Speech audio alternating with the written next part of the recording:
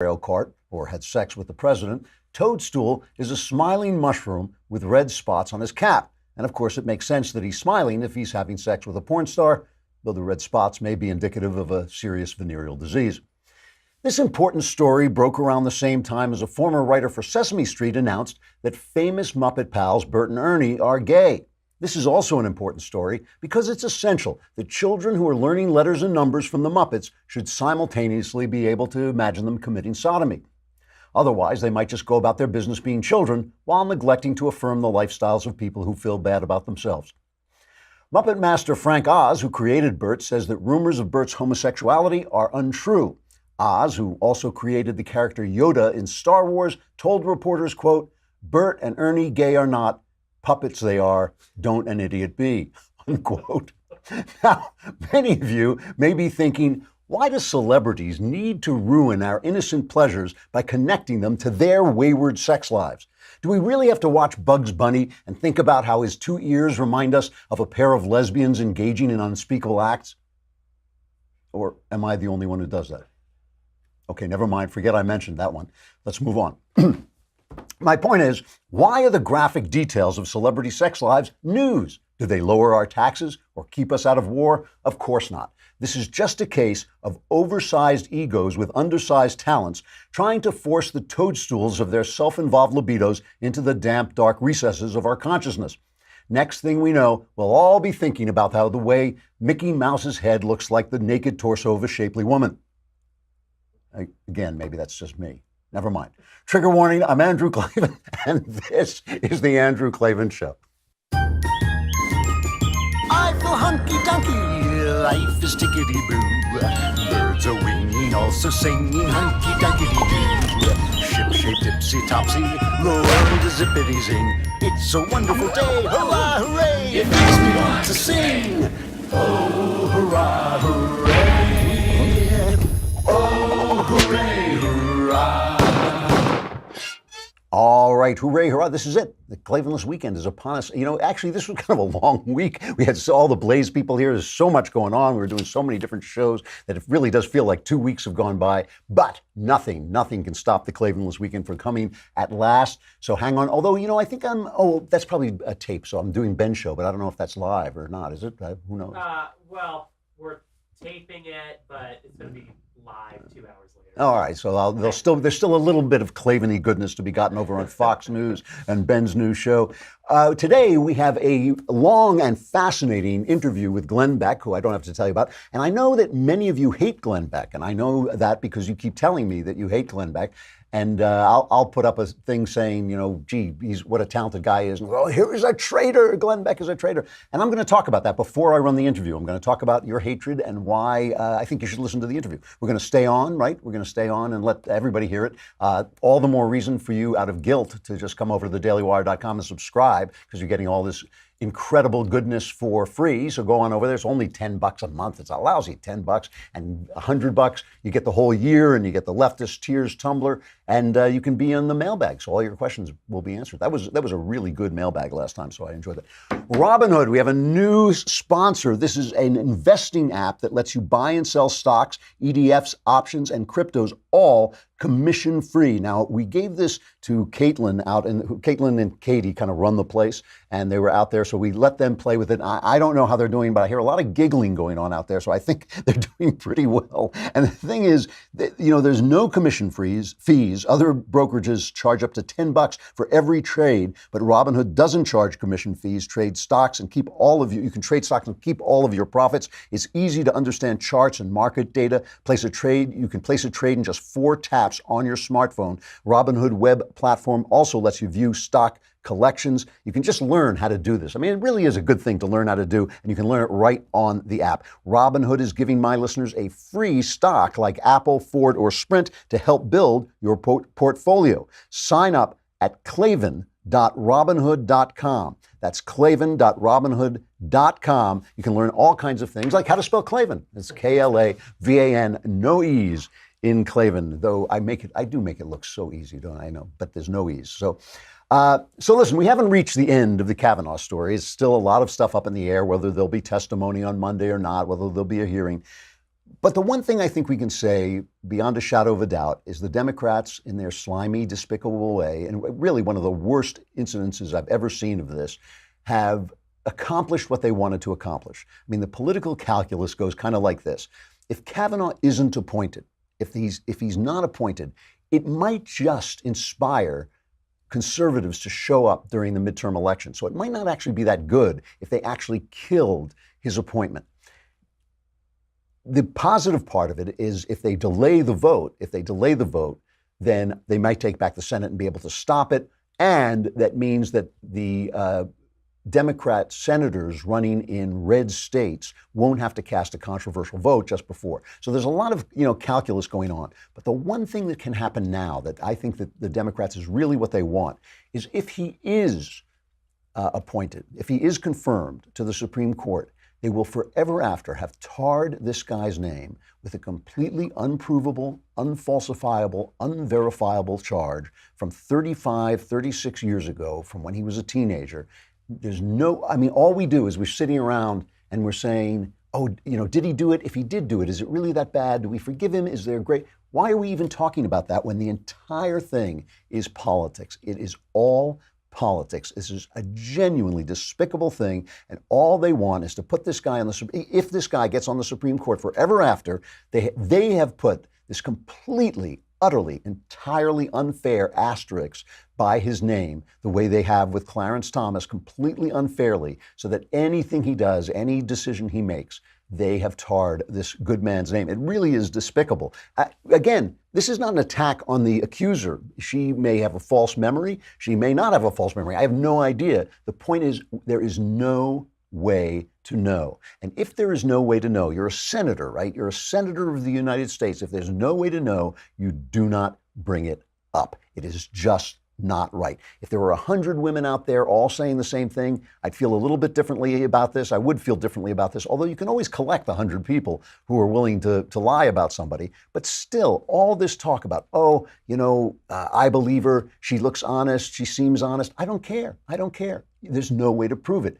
Plenty of people can look credible. I don't know anything about her. I mean, everything people say, nobody has said anything nasty about her. I don't mean to say anything nasty about her. I just don't know. And so it is therefore inherently wrong to do this to a person. And just, I want to start by playing a clip of Joy Behar. So like you might want to put something in your ears just to keep it down a little bit. But I want to play this only because I would not play this if I just thought it was her. It was just awful Joy Behar. But I think this is representative of the entire Democrat Party and the left in general. First, just play her attacking Kavanaugh, just to show you the way they're treating this guy at this point. It's cut 4.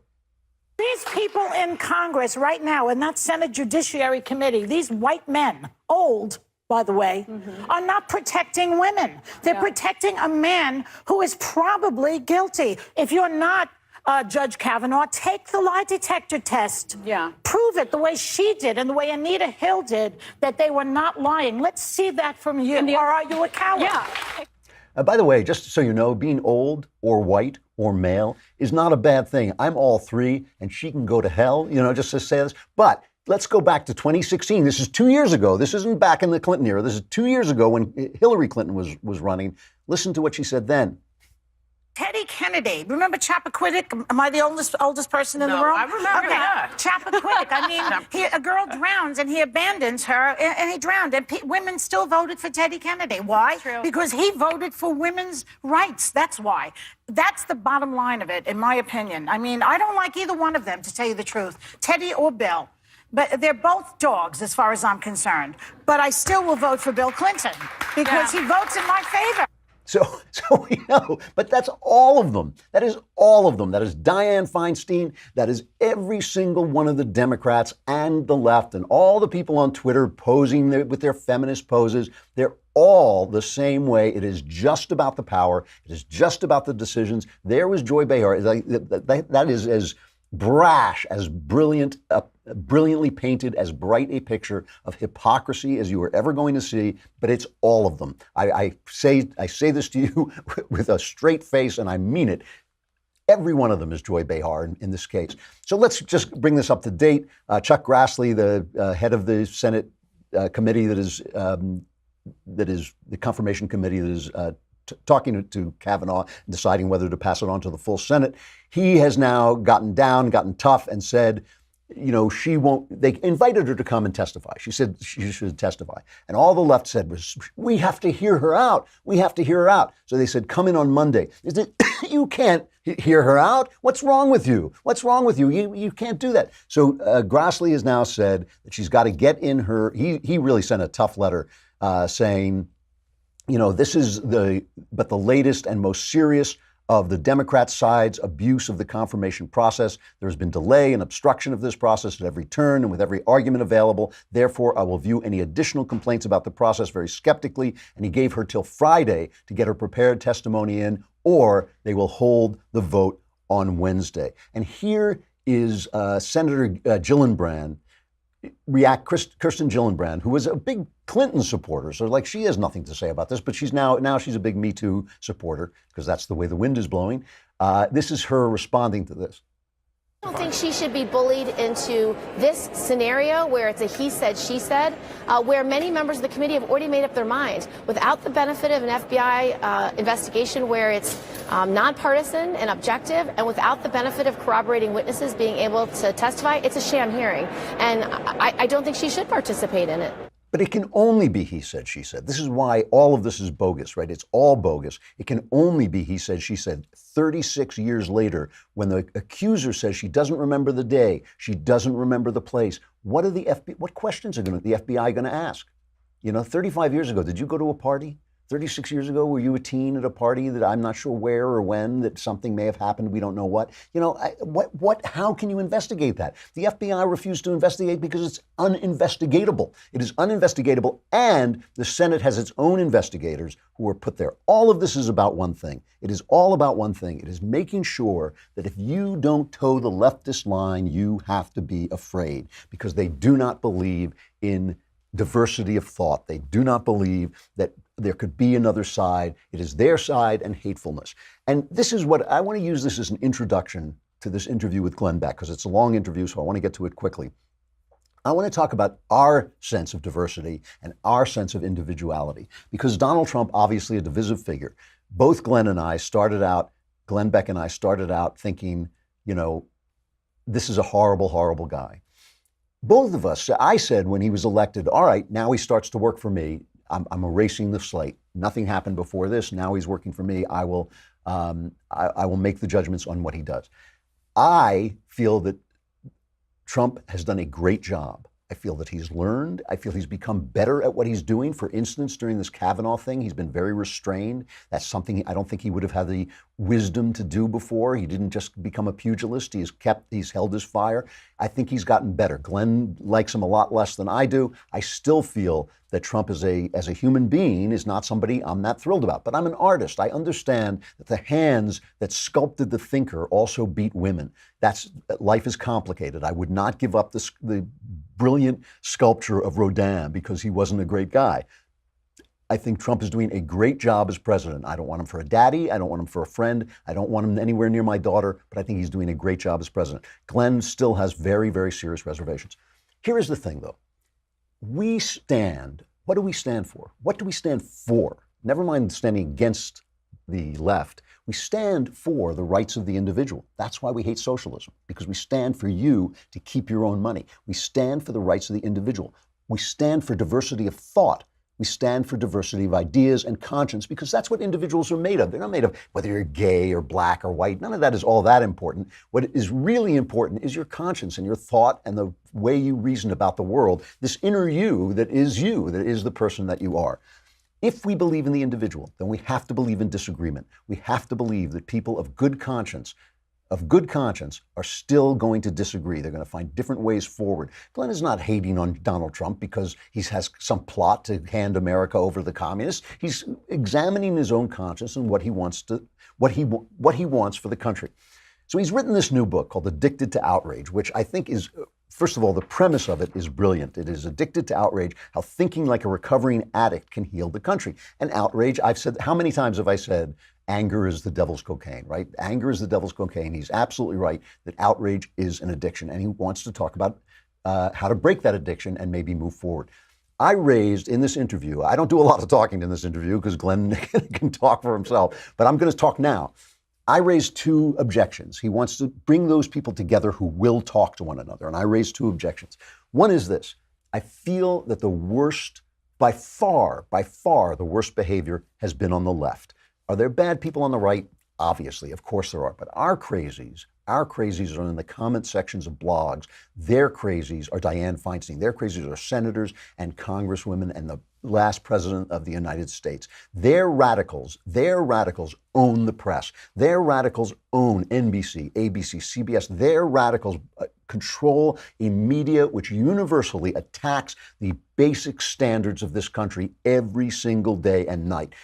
And so how do we reconcile, how do we get around that incredible structure of wrongdoing to get to the people on the left, and there are millions of them, how do we get to the people on the left who will talk to us, who will say, you know what, you're not hateful, we do have points in common, a lot of points in common. I too think there are only 2 sexes. I think when they, I want, gay people to be treated well, but obviously there are only 2 sexes, men and women. How do we reach those people? So, you'll hear me raise that objection to Glenn. And the other is, how do we get our own side to listen? When you're calling Glenn Beck a traitor, which, let me tell you, is absurd. And I'm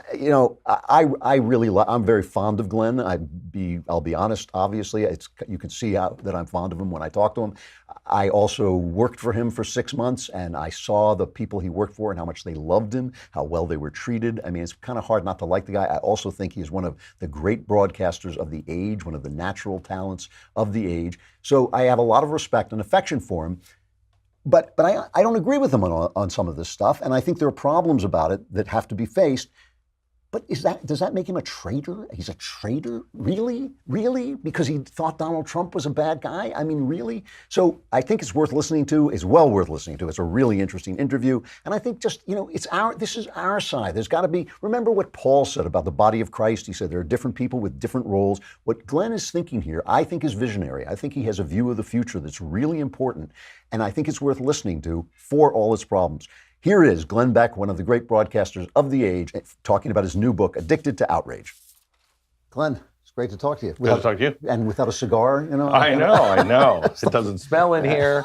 I'll do what I can. Yeah, I know. Well, it smells a little because you're next door to Michael Knowles, so it smells a little in here. He may be decaying there. I'm not sure. I'm not sure. I've actually been really looking forward to this, not just because I always like talking to you, but you are actually writing and thinking about something that has kind of been obsessing me, but I want to talk to you about it in very realistic terms. We're talking about your book, Addicted to Outrage. So we'll start there. We'll start with, talk about it. You're talking about outrage as an addiction, as an actual addiction. It is an addiction, and why don't you hand it to me for a second? I think it's on like page, 11 or 22. It's one of those, double numbers. Here it is. Why outrage works. In the very beginning of the book, I talk about there are 3 things that are really important with the kind of outrage we're dealing with. First, the outrage that signals virtue. And the louder you get and the earlier you are on this, the bigger you are, okay? And you can now really wield a lot of power because you were leading the way, okay? Then there's the next. This causes outrage to become a shield from any moral judgment on you, because you now are untouchable. Nobody can say anything about you. Excuse me, you're talking about me? No, we're talking about that young girl that was whatever, ripped from the arms of her parents, on the border. You now can shape everything. And the last piece is outrage as a weapon. You have the 3 arrows in your quiver. You have shame, guilt, and fear. I can do anything to you. You cannot defend yourself. Now, I think we'd all recognize, it goes into a little deeper than this, but we can all recognize that that's what's happening right now. It's a weapon. That's all it is a weapon. But listen to this part. So now, the last is, it turns into identity. So outrage is an identity. By far, the most destructive aspect of outrage addiction is that over time, it overtakes and replaces the addict's identity. They surrender the responsibility of developing a caring, rational human persona. Hallmarks of a genuine and healthy human personality tend to be smothered below a facade of impulsive, manic, emotional responses driven by the addiction. So in the end, it creates these shallow people that don't actually care. And let me give you an example, the border. Drew, I was there on the border in 2012. I was one of the only people on the border in 2012, right? Yeah. Everybody in America hated me on both sides for this. But I felt we have to care about the people. I want them to go home. I'm not welcoming in. I want to make sure they're well fed and taken care of. So I go down there and the border guards are begging me, can you get the press to pay attention? They're separating these children, not from their parents. They were coming over in droves as children, okay? So like 3 kids would come in. One would be 15, one would be 10, one would be 7, but they were brothers and sisters. The border guards are like, we're putting all the 10-year-olds in this shed. We're putting all of the 7-year-olds over here. We're separating them. It's tearing these children apart because they came with their brother and sister and they have no security now. Can you please get somebody to pay attention? I begged the media. I called them. I wrote them. Look, you don't have to include me. This is really important. Nothing. Right. Nothing. Because they've become this empty shell, a rotting corpse with a giant shield and arrows that's just signaling virtue, but it's all for politics. Well, there's nothing real. Okay, so this is the thing, because obviously this is a problem in our country, right? We're totally divided. Right. Things are going great in the country. I mean, I laugh about it all the time. For somebody who loves the absurd, yeah. Things are really pretty good, you know? Not only here in the country, but capitalism, and I outline this in the book, there's no better time to live than right now. Absolutely. And if you could choose where you were going to be born and raised, it would be right now in America. I'm with you 100%. Yeah. I mean, and when you compare it to the way life can be, yeah. which is really bad, it's amazing. It is amazing. Okay. So, I mean, I say this on the show all the time. I have a slogan, anger is the devil's cocaine. Right. And, you know, I mean, it's the devil's yeah. cocaine because it, you know, makes you feel righteous. But the people that you're talking about, and here's one of the first 2 things, because I want to be realistic about this. One of the first 2 things, all the people that you're talking about are on one side of the political divide. Not saying there are no jerks on the right. I'm just saying as a philosophical point, that the people who are ignoring the people in the border in 2012 and making a crisis out of it in 2018 are doing it because they're on the left. You weren't on the border with me and got the massive body blows from my friends on the right. Okay? Right. So generally speaking, I agree with you. I'm not talking about the quality of the people, though. I'm talking about this massive media, which is so powerful. Okay. So let's separate things. Yeah. When we're talking about this plan, because this is not a hey, we all have to love each other book. Okay. This is not surrender. This is, you don't understand what's being played and how they're playing it and why they're playing it. Okay? And most Democrats don't even know it. But once you understand the game they're playing, your outrage, your hitting back, your response, your anger is only making it go faster. They want that from you, okay? So if you want to save the country, you need to reframe. We're doing the same thing over and over, and it's just getting worse. That's insanity. Why is it getting worse? Because we don't understand the game that the ultra left is playing. And they would say the ultra right, but I would put the ultra right with the ultra left. There are only 20 of them, the ultra right. Yeah. All right. So with that being said, we have to first let's define the playing field here. Let me be really pessimistic. I do not think it's anywhere close to this, but let me be really pessimistic. Think of a football field, right and left, okay? Let's say there is 15% of radicals who want to destroy America on the left, okay? And on the right, There's another 15% that just want to rip us apart. They want nothing to burn it all down. We're going to start all over again. Whatever it is, they hate what we have. Okay, that's 30%. Nothing in this book is aimed towards them. You're not going to change them. They're not going to be saved or turned around. They do not have good intentions. I'm talking about the 70%. Now, out of that 70, I'll bet you that there are 60 that are gettable. Mm-hmm. I actually agree with these numbers. Right, okay? Yeah. It only takes 20%, 17% for the tipping point. A dedicated 10% can change the world. 17% is a tipping point. You have 50% that are lockstep that say, I know the game you're playing. I know the game you're playing. And you know what? Doesn't bother me. Mm-hmm. Doesn't bother me. Here's what we are going to do. We're going to do X, Y, and Z because this large group of people are talking to each other. We know who we are. You're lying to us and about us, okay? Maybe you're on the left. You on the left, these radicals, are lying to me about them. And those on the right, okay, we're all being lied to, and we're being used and manipulated. I am with you, and when I watch you say these things, and just today I sent out a tweet because we did that backstage show. Yeah. I hate to flatter you, but I can't help it. I was marveling at your broadcast. You are a broadcast god. I've never seen anybody walk into a room and speak as naturally as that. I take my shirt off, I look a little like Thor. I know. We were dazzled. I was blinded by the beauty. I know. But I said something on Twitter, and immediately they got, Beck is a traitor. Beck, he's a traitor. I thought, like, Glenn Beck is a traitor because he had reservations about Trump. You've been really fair to him. I mean, you did not, you haven't just sat there taking pot shots at him, and you haven't been like some people who I find kind of annoying, who are still kind of virtue signaling over Trump's many, many personal flaws. Mm-hmm. But you've given him a fair, I said I would. I said I would during the election.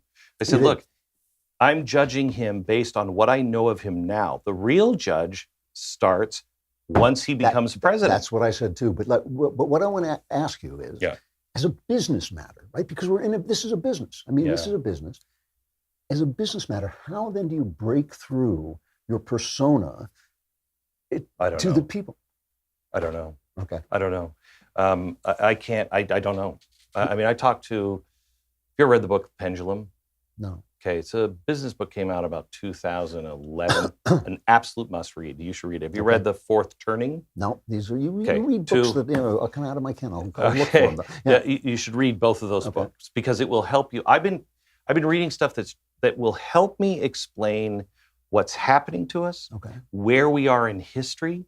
The patterns of history are really important. Who has done these things before? Mm-hmm. How did it go wrong? How did it go right? Let me start with Gandhi. Why did Gandhi win?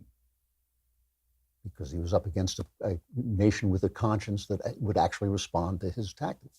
Correct. Why did Bonhoeffer lose? Because he wasn't. He was up against monsters. Okay, right? Yeah. So the very good, Drew. I've asked that question to so many people, and they don't. I don't really know. It's clear.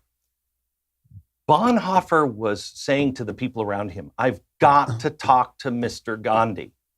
He knows how to fix this, okay?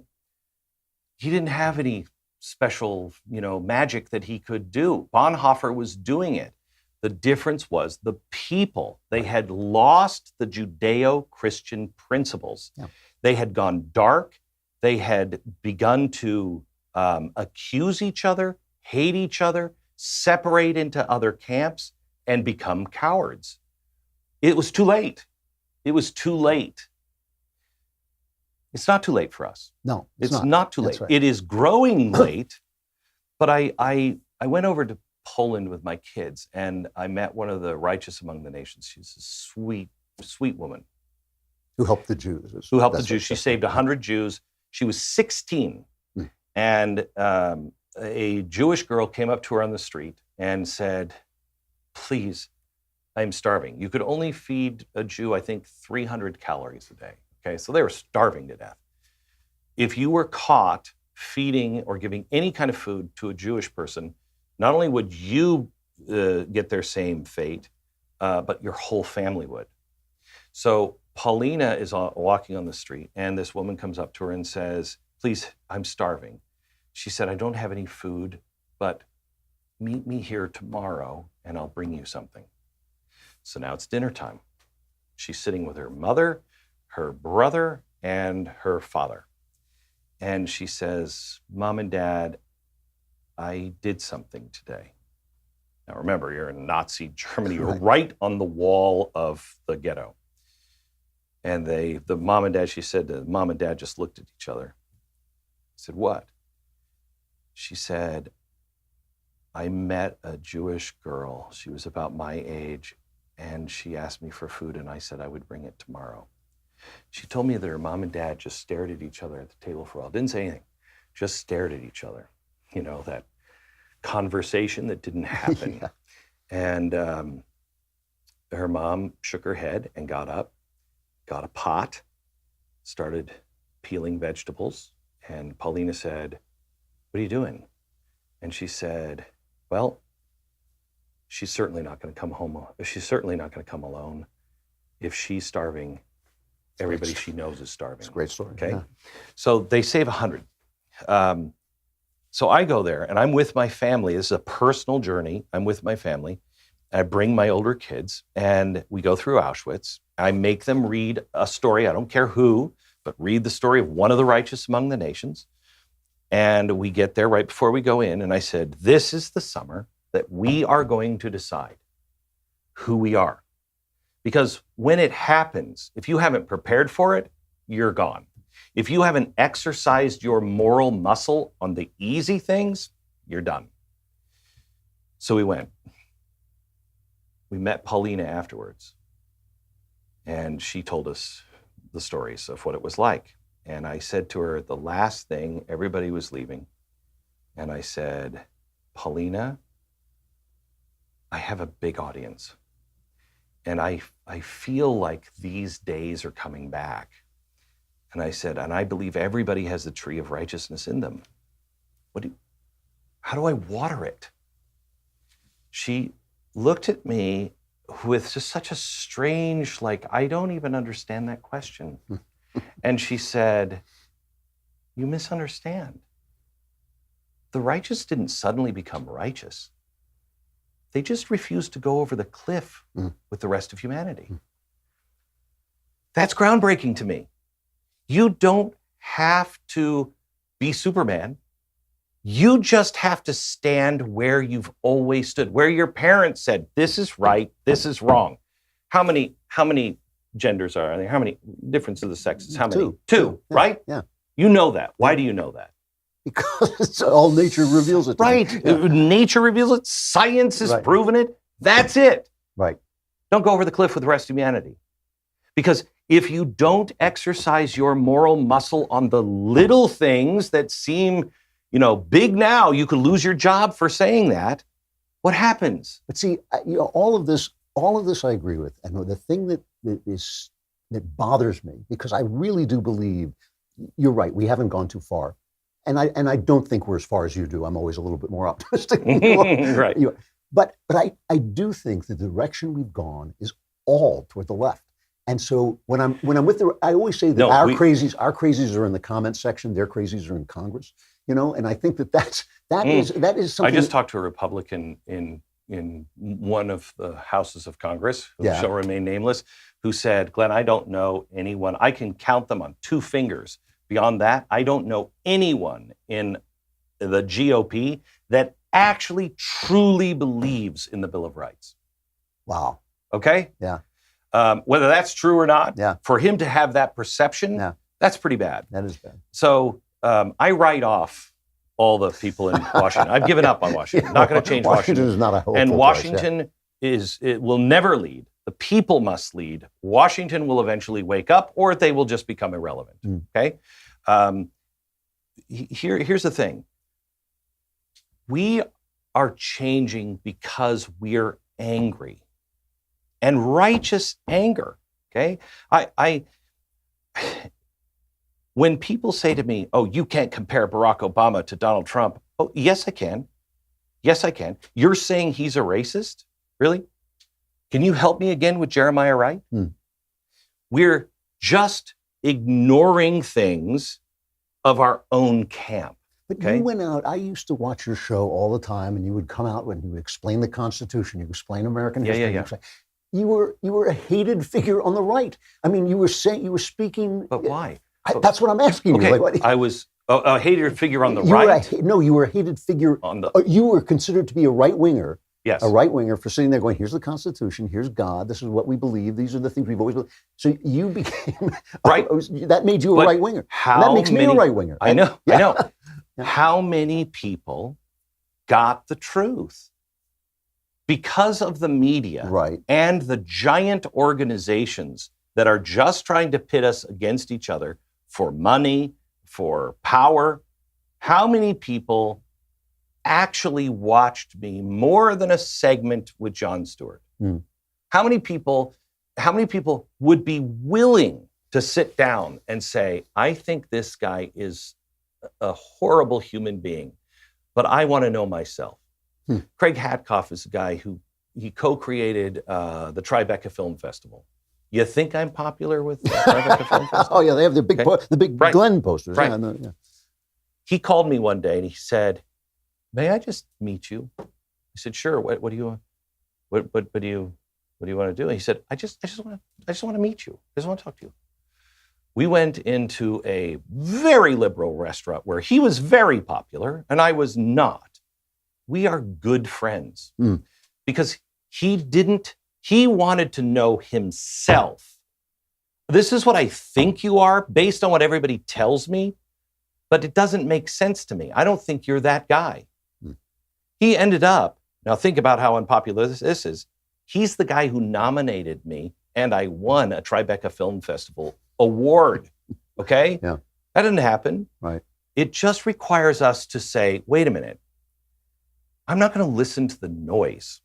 I'm not going to listen to the noise because I don't believe 50% of the country wants to destroy us, whichever side that is.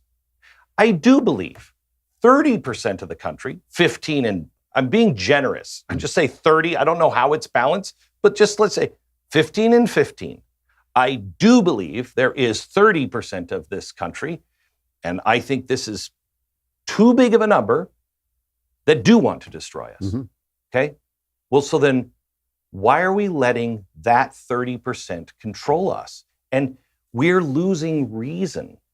When that person said, oh, I hate Glenn Beck, Twitter. Don't I know it, brother? Don't I know it? Okay? Yeah. It was interesting to me. I did a podcast with somebody a couple of days ago, and all the things were Glenn Beck, Glenn Beck, Glenn Beck, Glenn Beck. One of them, because in it I had said that we were talking about Anonymous, and I said, look, the problem is he's the president. He's the duly elected president of the United States. The people selected him. We decided, we voted him into office. My point being, you cannot go around the people. No cabinet, nobody. Anybody who's taken stuff off of the president's desk and he's like, where is that stuff? You should not be around the president because he has my power. He has your power. Yes, he has Barack Obama and all the people who voted for Barack Obama. He has their power too in a government way, okay? He is supposed to be our president. But so many people on the right said, oh, he's our president. You said he was going to be a disaster. You're now claiming victory for him. No, that's not what I was doing. I'm very clear on where I stand, what I like and what I don't. Take it or leave it. It's my opinion. You don't have to march in lockstep. I'm not asking anybody. Right. In fact, I'm encouraging you not to walk in lockstep with me or anybody else. Do your own homework. Be your own person. Surround yourself with people who challenge your point of view so you are strong enough to defend it and you know what's real. Conservatives have a great advantage over liberals. We are pushed to the wall almost every day since you've said, I'm a conservative. Your life is just hell, okay? We're pushed to the wall. We're called bigot, racist, homophobes. At some point, you have to say, am I one of those? Am I?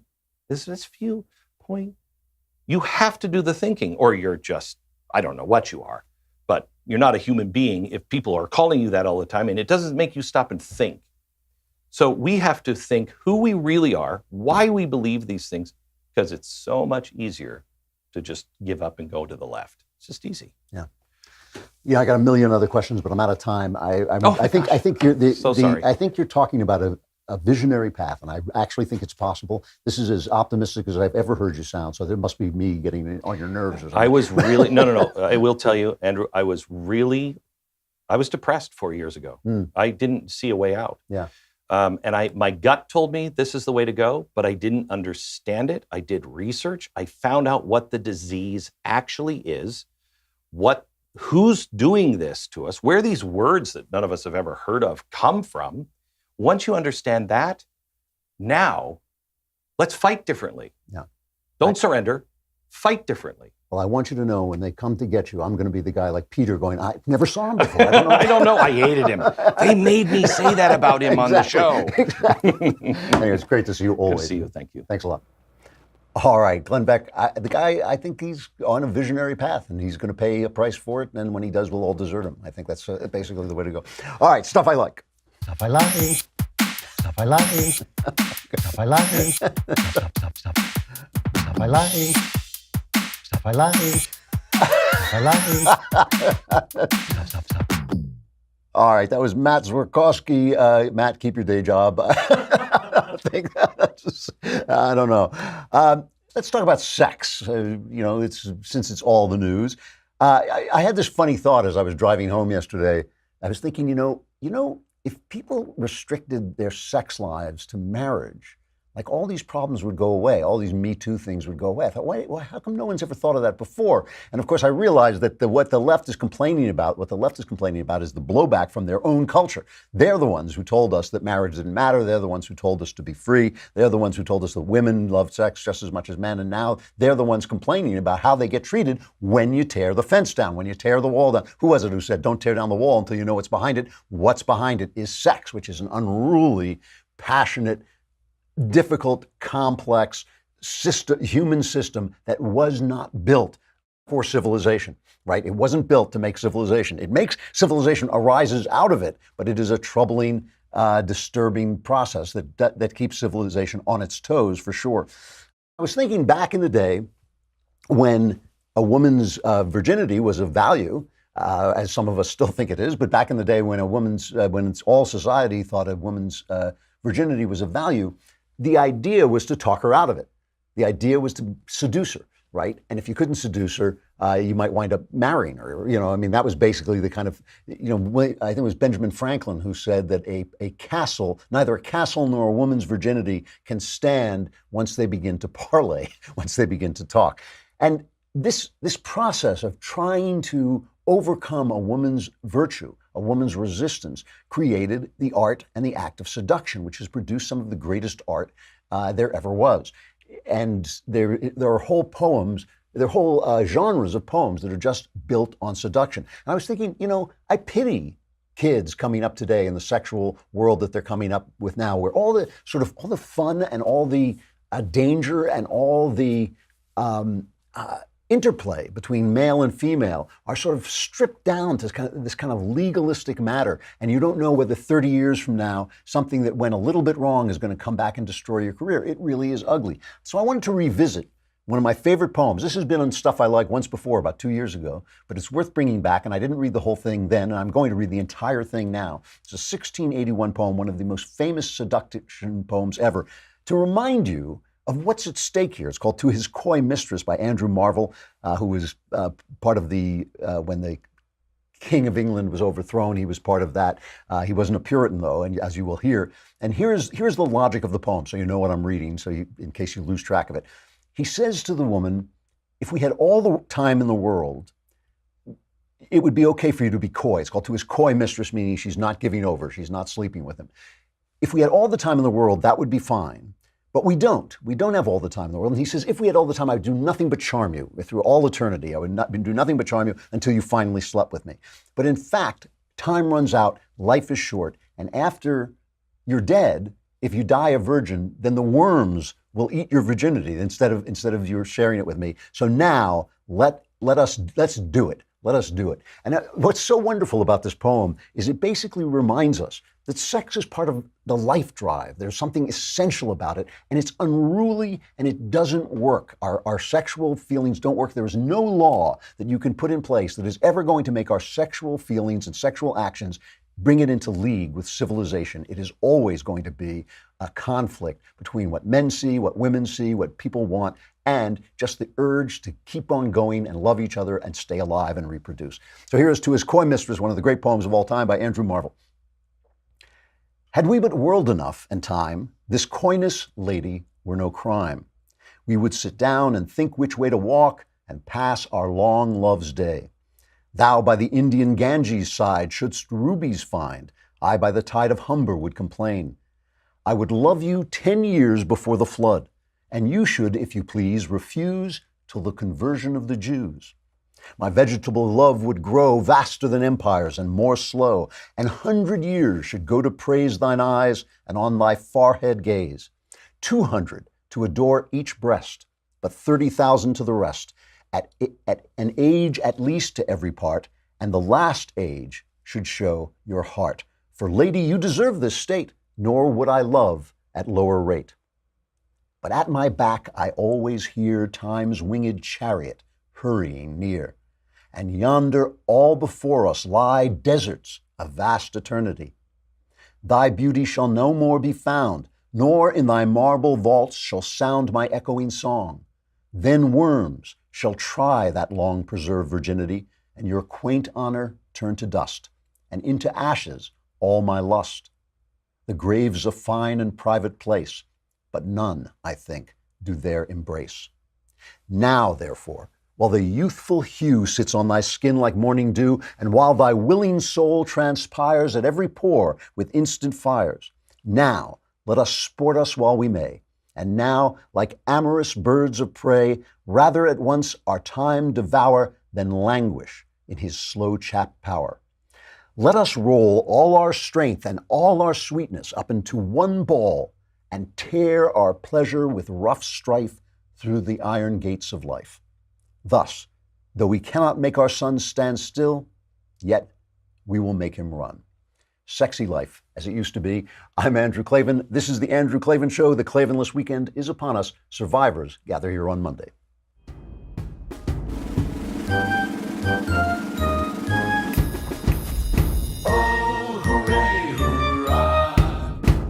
The Andrew Klavan Show is produced by Robert Sterling. Executive producer, Jeremy Boring. Senior producer, Jonathan Hay. Our supervising producer is Mathis Glover. Technical producer, Austin Stevens. Edited by Alex Zingaro. Audio is mixed by Mike Cormina. Hair and makeup is by Jesua Alvera. And our animations are by Cynthia Angulo and Jacob Jackson. The